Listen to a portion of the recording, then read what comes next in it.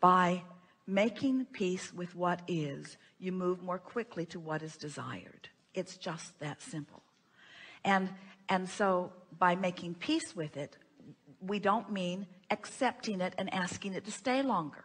We mean not railing against it. We mean not trying to second guess it. We mean not trying to figure out how you got there. We mean just accepting where you are as a viable, important part of the journey that you have set out on a very long time ago. In other words, there are all kinds of things in your vortex that are calling you, that require some sort of shoring up.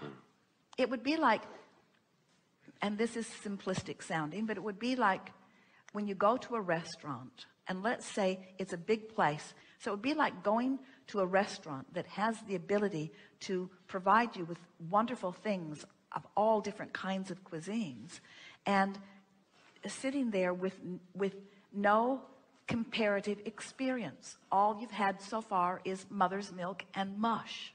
So you don't know how delicious and delicate some of these flavors can be. You haven't had enough eating experience to experience the perfection of that particular kitchen.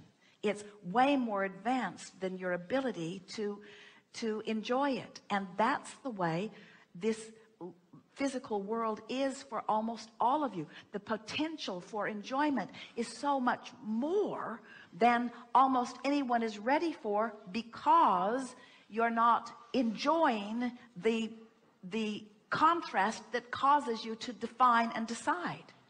So every defining moment is setting you up for a more satisfying manifestation.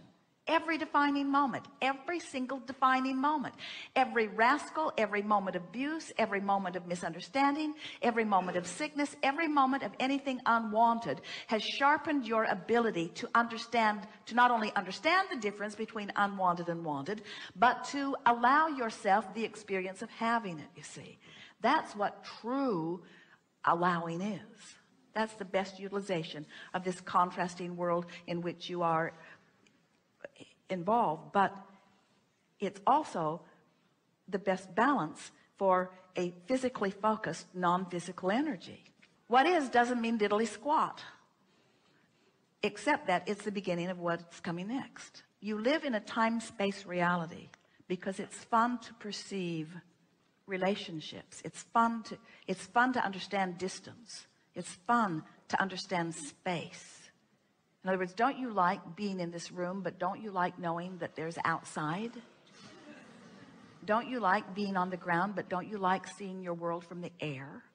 Don't you like being on a continent, but don't you like knowing the ocean is out there? Don't you like depth? Don't you love the way your eyes can look up close or can look off into the distance? Don't you love this time and space reality? Don't you love the rendezvous that time gives? Don't you love moving through time? Don't you love your awareness of time? Don't you understand and don't you adore the benefit of being able to focus? That's what all of this is.